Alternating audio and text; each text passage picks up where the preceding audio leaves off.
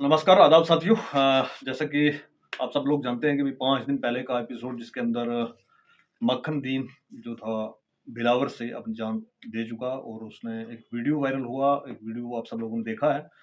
उसके ऊपर वहाँ के जो सिटिंग एमएलए साहब थे उन्होंने और बाकी के लोगों ने जो प्रोटेस्ट में थे, सब लोगों ने 4 दिन का अल्टीमेटम जो सरकार को दिया था कि भई इसकी 4 दिन के अंदर इसकी कार्रवाई करके इसकी छानबीन की जाए और जो भी दोषी पाए जाएँ उनके ऊपर कार्रवाई की जाए।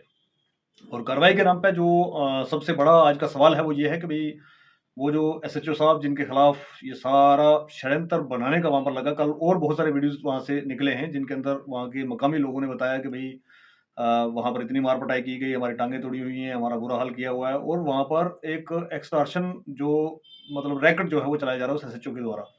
गरीब, मज़लूम इन बकरी चुराने वालों को वहाँ पर बुलाया जाता है और उनसे ये कहा जाता है कि भई पैसे दे दो, मार खाओ पहले, उसके बाद पैसे दे दो, इनको इतना डराया जाता है, इतना धमकाया जाता है, पैसे ले लो उनसे या फिर आप जो है तैयारी करो, आपको जो है वो बुक किया जाएगा मिलिटेंसी केस के अंदर। आपको पता है कि मिलिटेंसी केस की बहुत सारी धाराएँ ऐसी हैं कि जिनको अगर वो लग जाए आदमी पे तो फिर उसके बाद जो है सच्चाई को निकालने में और कोर्ट कचहरी के चक्कर में कम से कम 10 साल लग जाते हैं, 10 साल तक उस आदमी को अंदर रहना पड़ता है। तो इस डर की वजह से जो लोग वहाँ पर पैसा देते थे, अपनी जान छुड़वाते थे। अब वो पैसा कहाँ से लाते हैं बेचारे गरीब लोग? वो ये आपको जो दूध बेचते हैं सुबह-शाम, आपके लिए मीट का जो बंदोबस्त करते हैं, अपनी बकरियाँ-शकरियाँ बेच के, तो अपना सारा सिलसिला जो चलाते हैं, वो पैसा इकट्ठा कर के वो एसएचओ साहब ने लिया।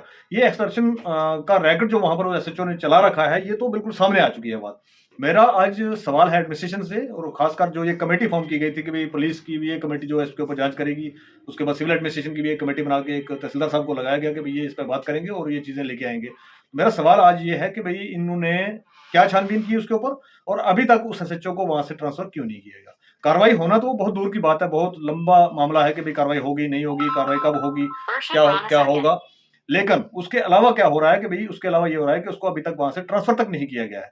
तो ये जो ढिलाई है सरकार की, एडमिनिस्ट्रेशन की, इससे पता चलता है कि भई कितना एक जो है वो उसको सीरियस मैटर ले रहे हैं और क्या कर रहे हैं। दूसरा सवाल है मेरा कि भई ह्यूमन राइट्स की बहुत सारी एजेंसीज़ जो हैं, जम्मू कश्मीर क्या पूरी दुनिया के अंदर और पूरे हिंदुस्तान के अंदर दुहाई देते हैं कि जी हाँ, ये कौन है जी, ये ह्यूमन राइट्स का चीफ है, ये ह्यूमन राइट्स का प्रेज़िडेंट है, ये ह्यूमन राइट्स की बहुत सारी ऑर्गनाइज़ेशन बना रखी है लोगों ने ह्यूमन राइट्स की। मेरा उनसे सवाल है कि आप ह्यूमन राइट्स वाले जो हैं आज कहाँ मरे हुए हैं? आपका काम सिर्फ़ लोगों के कार्ड देना, पैसे बाँटना, पैसे लेना और वो यही काम है क्या ह्यूमन राइट्स का?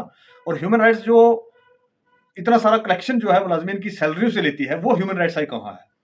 वो चाहे ह्यूमन राइट्स ऑफ इंडिया हो या ह्यूमन राइट्स का जो जम्मू का जो कश्मीर का जो ब्रांच है वो हो, ये ह्यूमन राइट्स वाले कहाँ हैं और ह्यूमन राइट्स वाले अभी तक वहाँ क्यों नहीं गए हैं? इतनी चिल्लाहट, इतना सारा कुछ हो गया है, मीडिया के अंदर इतनी सारी चीज़ें खुल के आ रही हैं, रोज़ाना कुछ ना कुछ नया उसमें अपडेट जो निकल के आ रहा है, लेकिन ह्यूमन राइट्स वाले अभी तक वहाँ नहीं पहुँचे हैं। इसके पीछे बेसिक राज़ क्या है? एक तो ये जानना है। 2-3 लोगों से सवाल है मेरा कि भई एक तो ह्यूमन राइट्स वाले जवाब दें कि भई आप कहाँ मरे पड़े हैं और क्यों चुप करके बैठे हैं और ह्यूमन राइट्स की क्यों ये एजेंसियाँ आपने बना के रखी हैं, जो अगर किसी गरीब गुरबा मिस्कीन के काम नहीं आ सकते आप। दूसरा मेरा ट्राइबल्स के जो लीडर्स हैं, चाहे वो इलेक्शन जीते हुए हों, चाहे वो इलेक्शन हारे हुए हों, जो भी ट्राइबल्स के लीडर्स, चाहे उन्होंने इलेक्शन हारा, चाहे उन्होंने इलेक्शन जीता, जितने भी लोग हैं, वो उन सब से मेरा ये सवाल है कि भई आज आप कहाँ हैं?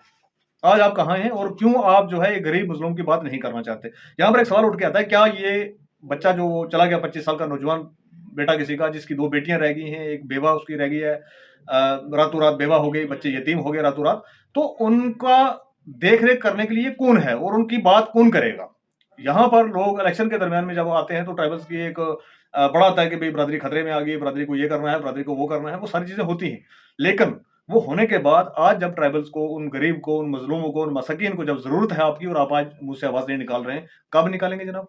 और ट्राइबल्स के लीडर हमारे कहाँ हैं? अगर आप बात करें तो हमारे एमपी साहब भी हैं, बहुत सारे एमएलए साहिबान हैं हमारे, कोई बात करके राज़ी नहीं है। मतलब ये एट द एंड है क्या है? कौन-सा वो इतना वो डर और कित कौन-सा इतनी वो लॉयल्टी जो है बीजेपी के साथ शो की जा रही है कि वो बात नहीं कर रहे हैं। इनके ऊपर भी इनसे भी सवाल पूछा जाए, इनको बात करनी चाहिए। अगर ये बच्चा उस ट्राइबल का, उन गरीब गुरबाओं का उन पहाड़ों से नहीं होता जहाँ 3 घंटे जाते हैं लगते हैं पैदल जाने में, वहाँ से ना होके आपका बच्चा होता तो आप क्या करते इस टाइम तक आप मुझे लगता है कि हाँ, इस टाइम तो जम्मू बंद, कश्मीर बंद, सारा पता नहीं क्या-क्या हो गया होता।